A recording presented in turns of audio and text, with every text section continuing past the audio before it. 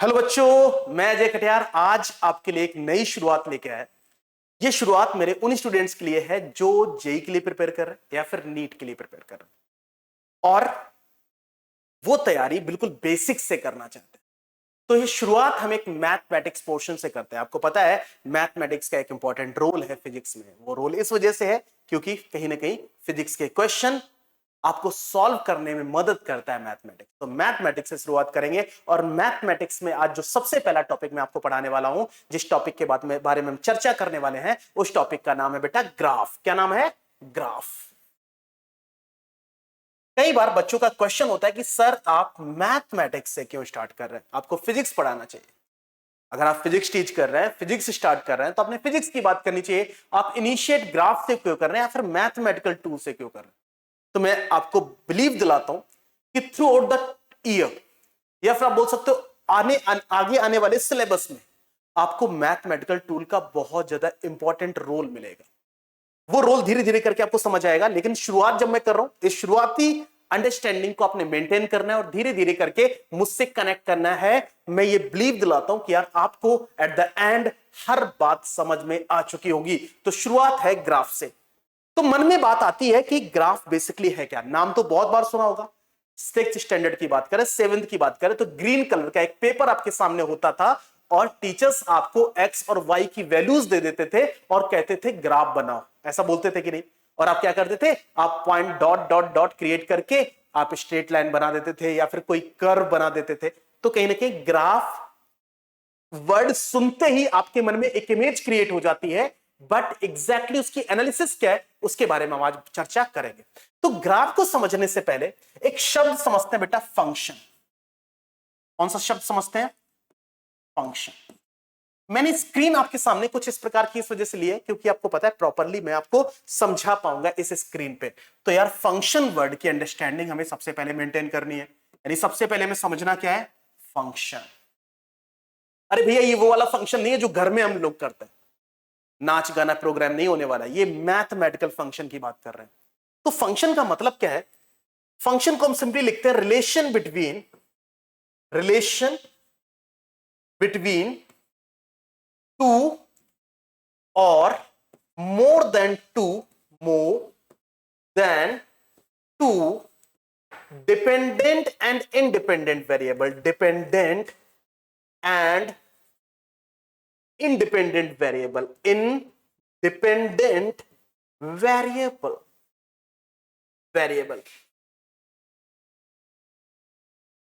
The relation between two or more than two dependent and independent variable is called function. आपको sir कैसे? मुझे समझाओ। मैं कहूंगा ठीक है बउआ, समझा देते हैं। मुझे बताओ y is equal to X plus 1 की बात करें तो x के डिफरेंट इनपुट पे आपको y की डिफरेंट वैल्यूज मिल रही है। यस और नो? यानी x के इनपुट पे y मिल रहा है, x के इनपुट पे y मिल रहा है। x1 डालेंगे y2 मिलेगा, x2 डालेंगे y3 मिलेगा, x3 डालेंगे y4 मिलेगा। मतलब यहां पे x पे कौन डिपेंड कर रहा है? y। तो y एक डिपेंडेंट वेरिएबल है और x यहां पे एक इंडिपेंडेंट वेरिएबल है और दोनों के बीच में एक रिश्ता है। x में इनपुट डालते पे y मिलता है, x इनपुट देते हैं y मिलता है। मतलब कुछ इनपुट दे रहे हैं, कुछ आउटपुट मिल रहा है, कुछ इनपुट दे रहे हैं, कुछ आउटपुट मिल रहा है। तो यहां पे आपके पास इनपुट और आउटपुट में एक रिलेशन है। यस और नो? यस और नो? तो यहां पे x और y में एक रिलेशन है। That's why y is equal to X plus 1 को हम एक फंक्शन कह सकते हैं। क्या कह सकते हैं बेटा? फंक्शन कह सकते हैं। वो भी मैं इसे क्या फंक्शन नाम दूंगा? Linear function. क्या कहूंगा बेटा? Linear function. ये एक लीनियर फंक्शन है क्योंकि यहां पे x की पावर भी 1 है और y की पावर भी 1। ऐसे ही मेरे पास एक relation y is equal to X square plus of 2x plus of 3 कहीं पे लिखा हुआ है। तो यहां पे भी x और y में एक रिलेशन है। अगर x और y में यहां पर रिलेशन है तो ये किस प्रकार का रिलेशन है? तो मैं कहूंगा बेटा ये क्वाड्रेटिक, यानी आप इसे क्वाड्रेटिक फंक्शन कह सकते हैं। क्या कह सकते हैं? Quadratic function. इसे आप एक क्वाड्रेटिक फंक्शन कह सकते हैं। सब y is equal to X square plus 2x plus 3। x के डिफरेंट वैल्यूज पे y की डिफरेंट वैल्यूज मिल रही है। यानी यहां पे आप लिख सकते हैं y is the function of x। यानी कभी भी y ब्रैकेट में x लिखा मिले, इसका मतलब y is the function of x। y यहां पे डिपेंडेंट वेरिएबल है और x एक इंडिपेंडेंट वेरिएबल है। ये किस टाइप का फंक्शन है? इस फंक्शन का नाम क्वाड्रेटिक फंक्शन है। 10th स्टैंडर्ड में भी आपने इस चीज को देखा होगा। अगर आपके पास कभी भी y is equal to sine X लिखा हुआ है या फिर कॉस एक्स लिखा हुआ है, तो आपको बहुत अच्छे से पता है ये भी फंक्शन है। x की डिफरेंट डिफरेंट वैल्यूज पे y की डिफरेंट डिफरेंट वैल्यूज आपको मिलती हैं, लेकिन ये किस प्रकार के फंक्शन है? त्रिकोणमितीय ट्रिग्नोमेट्रिक फंक्शन, ट्रिग्नोमेट्रिक फंक्शन। बच्चों एक बात ध्यान रखना यार, जब तैयारी करनी होती है ना, जब किसी भी सब्जेक्ट को हम स्टडी में लेते हैं, सब्जेक्ट आपका क्या है? फिजिक्स। आपको पता है कि एक स्मार्टेस्ट सब्जेक्ट है, एक ऐसा सब्जेक्ट जो सबसे ज्यादा पजल करके आपको रखेगा। कभी कभी लगेगा आ रहा है, कभी कभी लगेगा नहीं आ रहा है, कभी कभी लगेगा आ रहा है, आ गया आ गया आ गया, लेकिन कभी कभी लगेगा नहीं आया। क्योंकि आपको पता है कि वो डिपेंड करता है आपका अंडरस्टैंडिंग कितना स्ट्रांग है, मतलब आप क्वेश्चन को कैसे समझ पा रहे हैं, आप तभी स्ट्रांग। आपके मेंटल ऑर्डर को डेवलप करता है ये सब्जेक्ट। दैट्स व्हाई इस सब्जेक्ट को मैं बहुत ज्यादा इंपॉर्टेंस देता हूं। So y equal to sin x cos x अगर लिखा है तो ये एक ट्रिग्नोमेट्रिक फंक्शन है। अगर आपके पास y is equal to X cube plus 3x square plus 2x plus of 9 लिखा हुआ है, तो ये आपके पास एक क्यूबिक फंक्शन है। क्या है बेटा? Cubic function. ये क्यूबिक फंक्शन, ठीक है। तो मुझे बताओ ऐसे कितने टाइप के फंक्शंस हो सकते हैं? ऐसे हजारों लाखों टाइप के फंक्शंस हो सकते हैं कि नहीं? तो ग्राफ को समझाने से पहले आपको शायद फंक्शन शब्द का पता चल गया। द रिलेशन बिटवीन टू और more than two dependent and independent variable. लेकिन अगर मैं 11th एंड 12th के सिलेबस की बात करूं तो मेरे पास यहां पे दो ही वेरिएबल हुआ करेंगे, एक डिपेंडेंट हुआ करेगा, एक इंडिपेंडेंट वेरिएबल हुआ करेगा। अगर आगे कहीं पे भी एप्लीकेशंस में आपको 3 वेरिएबल मिल जाए तो वहां पे देखना आपको मैं 100% 2 वेरिएबल में कन्वर्ट करके ही रिजल्ट बना के दिया करूंगा। मतलब आपको 3 वेरिएबल की कहानी यहां पे स्टडी करने की जरूरत में नहीं है। क्लियर? यहां पे हम केवल 2 वेरिएबल्स की बात कर रहे होंगे। यस, आप ग्रेजुएशन पोस्ट ग्रेजुएशन लेवल पे जाएंगे, मतलब आप बीटेक करने जाएंगे, तो वो हो सकता है, हो क्या सकता है, 100% होगा वहां पे 3 वेरिएबल की कहानी या 4 वेरिएबल की कहानी भी सुनने को आपको मिलेगी। तो फंक्शन क्या होता है ये बात आपको मिल गई, ठीक है। फंक्शन क्या होता है वो शायद आपको बात पता चल गई। डिपेंडेंट एंड इंडिपेंडेंट वेरिएबल क्या होता है ये भी शायद आपको बात पता चल गई होगी, ठीक है। फंक्शन के टाइप्स कितने हो सकते हैं? ऐसे हजारों लाखों टाइप्स हो सकते हैं। जैसे y is equal to e to the power x, आपको पता है ये एक्सपोनेंशियल फंक्शन। क्या है? एक्सपोनेंशियल फंक्शन, ठीक है। ऐसे y is equal to log x, logarithm function, ठीक है। तो फंक्शन क्या है वो शायद आपको पता चल गया होगा। नाउ अब हम बात करते हैं, मेरे पास कोई फंक्शन है y is equal to X plus of 1। अगर मैं x is equal to 0 place करता हूं तो y मुझे 1 मिलता है, x is equal to 1 place करता हूं y मुझे 2 मिलता है, x is equal to 2 place करता हूं y मुझे 3 मिलता है, x is equal to 3 place करता हूं y मुझे 4 मिलता है। मैं x की डिफरेंट डिफरेंट वैल्यूज पे मुझे y की डिफरेंट डिफरेंट वैल्यूज मिल रही बबुआ। अरे है कि नहीं? समझ आया कि नहीं बेटा? x के डिफरेंट डिफरेंट वैल्यू पे हमको different different value of y मिल रहा है। तो देख लीजिए ना, अगर मैं इन वैल्यूज को एक कोऑर्डिनेट सेक्शन या कार्टेशियन सेक्शन प्लेन, आपने सभी ने इस प्रकार का कभी कभी एक चित्र देखा होगा कि नहीं?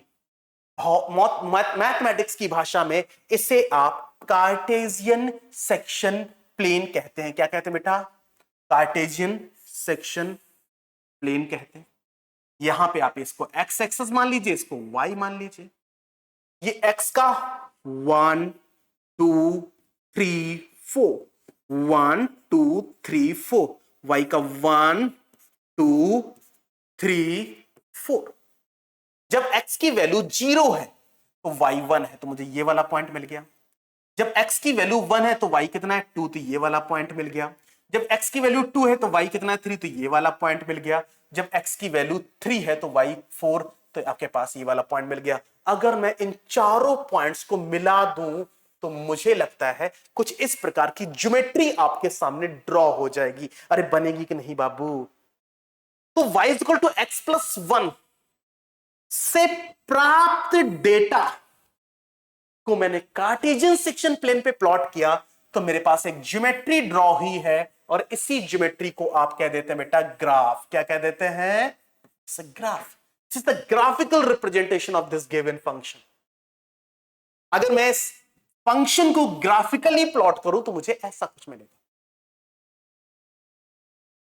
देखो, आप कहोगे सर ये और ये करने का जरूरत क्या है? मैं कहूंगा, मैं क्या करता हूं, मैं आपको एक डेटा देता हूं। वो डेटा है क्रिकेट के स्कोर का, कि इस बॉल में इतने रन बने, इस बॉल में इतने रन बने, इस बॉल में इतने रन बने। और दूसरा क्या करता हूं, मैं आपको एक ग्राफ प्लॉट करके देता हूं, कहां पे आपकी अंडरस्टैंडिंग जो है वो आसान होगी। अब इस ग्राफ में साफ साफ पता चल रहा है पहली बॉल में 2 रन बन चुके थे, दूसरी बॉल में 3 रन बन चुके थे। आपको इस टाइप का एनालिसिस का रिक्वायरमेंट ही नहीं है। तो ग्राफ और शीट दोनों डिफरेंट टास्क है। तो मेरे लिए ग्राफिकल स्टडी होना यानी ग्राफ इमेजिन करना डेटा एनालिसिस का सबसे बेस्ट तरीका है। तो आपके पास डेटा आप ऐसे एनालाइज कर सकते हो, इस टाइप की अंडरस्टैंडिंग मेंटेन कर सकते हो या फिर इस टाइप की। वैसे ही फिजिक्स में आपसे जो क्वेश्चन पूछा जाएगा, आपको डायरेक्ट डेटा दे दिया जाए या फिर ग्राफ दे दिया जाए, दोनों तरीके से आपके सामने डेटा दिया जा सकता है और आपसे उससे रिलेटेड आउटपुट कुछ पूछा जा सकता है। यस और नो? समझ आया कि नहीं? समझ आया ना? तो देखेंगे धीरे धीरे करके आपको मैं बता दूंगा कि यार ये कैसे फिजिक्स से रिलेट कर पा रहे हैं। क्लियर? चल, ये बात तो आगे होगी समझ। ऐसा ही अब मैं क्या करता हूं, मेरे पास एक रिलेशन है, मैंने कहा y is equal to 2x plus of 3 को ग्राफ में प्लॉट करो।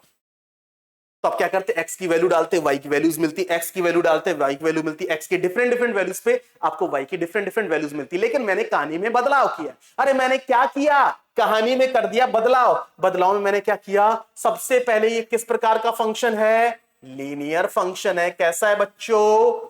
लीनियर फंक्शन है। और अगर ये लीनियर फंक्शन है तो इसकी standard equation y is equal to mx plus C type होनी चाहिए, क्योंकि आपको पता है अगर लीनियर फंक्शन है तो 100% वो फंक्शन इस प्रकार का होता है। या फिर y इज इक्वल टू, या फिर आप बोल सकते हो y is equal to ax plus b, इस प्रकार की, यानी x की पावर भी 1 और y की पावर भी 1। 100% आप देखें ये वाली इक्वेशन जो है वो इससे मैच कर रही कि नहीं, y is equal to mx plus C से मैच कर रही है। सुनो, तो 100% एक लीनियर फंक्शन स्टैंडर्ड में कैसा होता है, ऐसा। यहां पे m को क्या कहते हैं, m को कहते हैं स्लोप ऑफ द लाइन। क्या कहते हैं बेटा? Slope of the line. और c को क्या कहते हैं? y intercept. y इंटरसेप्ट कहते हैं। m को कहते हैं स्लोप ऑफ द लाइन और c को कहते हैं y इंटरसेप्ट। m को कहते हैं slope of the line. Slope का मतलब होता है बेटा ढलान, और ढलान तय की जाती है बेटा tan थीटा से।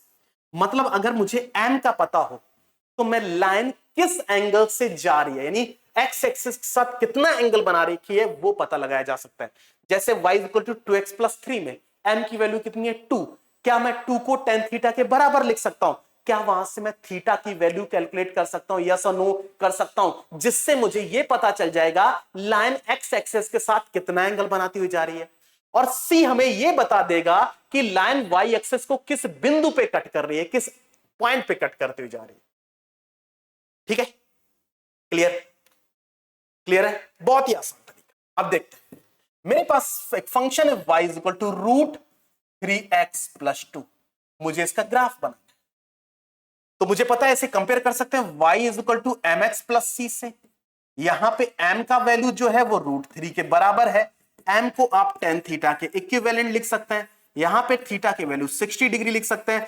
मतलब लाइन वाई एक्सिस के साथ कितना एंगल बनाती हो जाएगी? अरे बोलो ना बाबू, 60 डिग्री। और सी की वैल्यू कितनी है? सी की वैल्यू T2 है। मतलब वाई इंटरसेप्ट का पता चल चुका है और एंगल का पता चल चुका है। तो क्या मैं यहां से वाई एक्सिस ये है, एक्स एक्सिस ये है, सी की वैल्यू 2 है, 1 एंड 2, और आपको पता है कि यहां पे हम डॉट लाइन ड्रॉ कर सकते हैं। और लाइन कितना एंगल बनाती हुई जाएगी? 60 डिग्री का कोण बनाती जाएगी। मुझे बताओ अब ग्राफिकल एनालिसिस के लिए क्या आपको वो वर्बल डेटा का रिक्वायरमेंट पड़ा? अरे नहीं ना यार, क्योंकि अब स्मार्टनेस की बात करेंगे। अब हम हो चुके हैं बड़े, है ना, अब हम हो चुके हैं बड़े, ठीक। अब लेवल अपन का यहां, अगर लेवल अपन का यहां है तो यार बात भी अपन यहां की करेंगे, अपन वो टुच्ची पुच्ची बातें नहीं करेंगे। अरे रुको भाई, रुको रुको, ठीक है, ओके। तो बहुत ही आसान। अब चलो, मैंने बोला कि y is equal to 1/√3x -2 का ग्राफ बनाओ। तो सिंपल सी बात ही, एक लीनियर फंक्शन, ये y is equal to mx plus c से मैच करता हुआ फंक्शन। यहां से m का वैल्यू 1/√3 है, m को हम tan थीटा कहते हैं, तो tan थीटा 1/√3 के बराबर। यहां से थीटा का वैल्यू जो आ गया वो 30 डिग्री आ गया, और c का जो वैल्यू आ गया वो है -2 के बराबर। मुझे ग्राफ बनाना है, ग्राफ बनाना है बच्चा, ग्राफ बनाना है। तो ऐसा बनाएंगे ना यार, किस पॉइंट को कट करती हुई लाइन जाएगी, -2 को, तो 1 और 2, यानी लाइन यहां से कट करती हुई जाएगी, और कितना एंगल बनाएगी, अरे 30 डिग्री का कोण बनाती हुई जाएगी ना भैया, 30 डिग्री का कोण बना दो। ये y एक्सिस ले लो और ये x एक्सिस ले लो, इस टाइप का ग्राफ प्लॉट हो जाए। या सुनो, तो मुझे नहीं लगता मुश्किल हो रही होगी। कभी भी आपके पास कोई लीनियर फंक्शन आता है, देख के पता चल जाएगा। और अब आपको डेटा एनालिसिस का रिक्वायरमेंट नहीं है, यानी x की वैल्यू डाली, फिर y मिला, फिर x की वैल्यू डाली, y मिला, फिर x की वैल्यू डाली, y मिला। अब आपको डायरेक्ट प्लॉट, आप डायरेक्टली यहां पे प्लॉट कर सकते हैं। नेक्स्ट, लाइक मैंने बोला कि y is equal to 2/3x plus 2, इसका ग्राफ। तो सबसे पहले ये पता है हमें कि एक लीनियर फंक्शन है, और अगर ये लीनियर फंक्शन है तो ये मैच कर रहा होगा y is equal to mx plus c से। यहां से m की वैल्यू हम देख सकते हैं 2/3, इसको हम tan थीटा के बराबर लिख सकते हैं। अब आपको बहुत अच्छे से पता है tan थीटा की वैल्यू 2/3 कब होती है, मुझे नहीं पता, लेकिन tan theta is equal to perpendicular upon base होता है, ये हमें बहुत ही अच्छे से पता है। और c का वैल्यू कितना है, c का वैल्यू आपके पास 2 है, परपेंडिकुलर की वैल्यू कितनी, 2 के बराबर है, बेस कितना है, 3 के बराबर है। बना दो भैया ग्राफ, ग्राफ ले लो, ग्राफ ले लो, तो ये ग्राफ बन गया। सी कितना है, 1 2 1 2 1 2, इसको बेसलाइन मान लीजिए आप। परपेंडिकुलर कितना, 2, तो 1 2, बेस कितना, 3, 1 2 3, मतलब ये वाला पॉइंट मिल गया। परपेंडिकुलर कितना मिल गया, 2, और बेस कितना मिल गया, 3। तो मुझे बता, क्या ग्राफ कुछ ऐसा बनेगा, बनेगा ना। तो जरूरी नहीं कि हर बार आपके पास एंगल मिल जाए, आप इस टाइप से ऑब्जर्वेशन करके रिजल्ट बना सकते हैं। This is the graphical representation of linear function. अगर मेरे पास कभी आ जाता है y is equal to -2/3x plus of 2, इस प्रकार से, या फिर प्लस ऑफ 3, कुछ भी आ जाता है। अब इसको ग्राफ में प्लॉट करना है, तो यहां पे m की वैल्यू कितनी है, -2/3 के बराबर, इसको आप tan थीटा लिख सकते हैं। tan theta is equal to perpendicular upon base, c की वैल्यू 2 है, मुझे ग्राफ बनाना है। अरे भैया बहुत ही आसान, यहां पे ले लो y, यहां पे ले लो x, y इंटरसेप्ट कितना है, 2, दिस इज 1 और 2 पॉजिटिव, बेस लाइन आप इसे मान लो। उसके बाद इस बेस लाइन से परपेंडिकुलर का -2, -2 मतलब 1 2 1 2, बेस कितना है, 3, 1 2 3, यानी ये वाला पॉइंट मिलेगा। मतलब ग्राफ कैसा बनेगा, यहां से साफ साफ पता चल रहा है कि जो ढलान है वो निगेटिव, यानी स्लोप जो है वो निगेटिव। तो कभी भी पॉजिटिव स्लोप और नेगेटिव स्लोप से आप उसके ढलान का पता लगा सकते हो, उसके स्लोप का पता लगा सकते हो। यानी कभी भी आपको लीनियर फंक्शन मिलता है और लीनियर फंक्शन को ग्राफिकली प्लॉट करना है, तो आप आसानी से प्लॉट कर सकते हो कि नहीं। मुझे लगता है आप एक लीनियर फंक्शन का ग्राफिकल एनालिसिस स्मार्ट तरीके से सीख गए होंगे।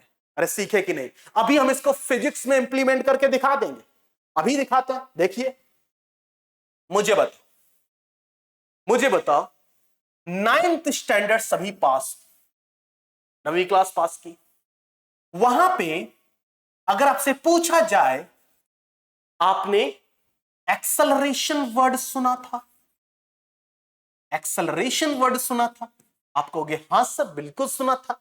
एक्सेलरेशन का मतलब होता है rate of change in velocity, rate of change in velocity. होता है कि नहीं? अरे भाई हम आपको फिजिक्स पढ़ाएंगे ना तब सब कुछ समझा देंगे, लेकिन इतना बहुत अगर आपको पता है ना तो आसान रहेगा मेरे लिए समझाना, है ना? एक पार्टिकल है जो यहां से लेके यहां तक ऐसा ऐसा ऐसा ऐसा ऐसा ऐसा ऐसा ऐसा ऐसा यहां से यहां तक गए। टी इज इक्वल टू 0 पे वो यहां था, T is equal to T पे वो यहां है। इनिशियल वेलोसिटी u थी, फाइनल वेलोसिटी v है। एक्सेलरेशन जो था वो a था, तो यहां से हम लिख सकते हैं acceleration is equal to change in velocity with respect to time, यानी v minus u is equal to at, यानी v is equal to u plus at। मतलब कभी भी आपको t समय के पश्चात एक गति त्वरित है, एक्सेलरेटेड मोशन है, और एक्सेलरेटेड मोशन में टी समय के बाद वेलोसिटी कैलकुलेट करनी, तो आप ये वाला फॉर्मूला यूज करते थे कि नहीं? करते थे कि नहीं? मुझे बताओ यहां पे v और t के बीच में एक लीनियर रिलेशन है या नो? लीनियर रिलेशन है या नो? बिल्कुल है। v की पावर 1 है और t की पावर 1 है। क्या मैं इसे further v is equal to at plus of u लिख सकता हूं या नो? लिख सकता हूं। मैंने कहा वेलोसिटी और टाइम के बीच में ग्राफ बना, तो क्या मैं इसे y is equal to M X plus C से कंपेयर कर सकता हूं? अरे है कि नहीं? यहां पे मैं अब v और t के बीच में ग्राफ बना रहा हूं, तो वेलोसिटी और टाइम के बीच में ग्राफ अगर मुझे बनाना है तो c की जगह u है, मतलब u हम इस पॉइंट को मान लेते हैं। स्लोप कितना a? मुझे बताओ क्या ग्राफ कुछ इस प्रकार से बनेगा? वेलोसिटी और टाइम का बनेगा कि नहीं? ये ग्राफ बनेगा। तो अगर आपसे पूछा जाए कि एक पार्टिकल है जो यूनिफॉर्म मोशन कर रही है, यूनिफॉर्म एक्सेलरेटेड मोशन, यहां से यहां गई, इसका एक तो था जनरल डेटा एनालिसिस, एक कहानी कही जाती, पहले particle t is equal to 0 से चलना है, स्टार्ट करता है, उसका एक्सेलरेशन a है, उसकी इनिशियल वेलोसिटी u है, t टाइम के पश्चात उसकी वेलोसिटी v हो जाती है। ऐसी एक कहानी दे दी जाए, या फिर आपको यह दे दिया जाए, तो यहां भी क्या, एक पार्टिकल है जिसकी इनिशियल वेलोसिटी u है, t इज इक्वल टू 0 पे, फिर वो धीरे धीरे करके उसकी वेलोसिटी इंक्रीज होनी स्टार्ट होती है, और t समय के पश्चात उसकी वेलोसिटी v हो जाती है। आपको पता है कि डेटा एनालिसिस दोनों प्रकार से दिया जा सकता है कि नहीं? तो ये भी तरीका है, वो भी तरीका है डेटा आपको देने का। ठीक है, तो यार आप ग्राफ की शुरुआत कुछ ऐसे करते हैं। फिजिक्स में इसका रोल आपको देखने को 100% मिलता रहेगा। आगे आने वाली क्लास में ग्राफ को लेके मैं एक और एनालिसिस देने वाला हूं, मतलब नेक्स्ट क्लास में मैं ग्राफ को बाइंड अप कर दूंगा। ऐसे छोटे छोटे छोटे लेक्चर्स में मैं पूरी फिजिक्स आपके सामने लेके आने वाला हूं, और मजेदार फिजिक्स आपके सामने लेके आने वाला हूं।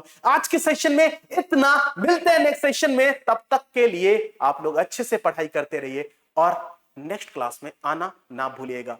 चैनल पे अगर नए हैं तो सब्सक्राइब कर लीजिए और दोस्तों में शेयर जरूर करिए। Thank you so much.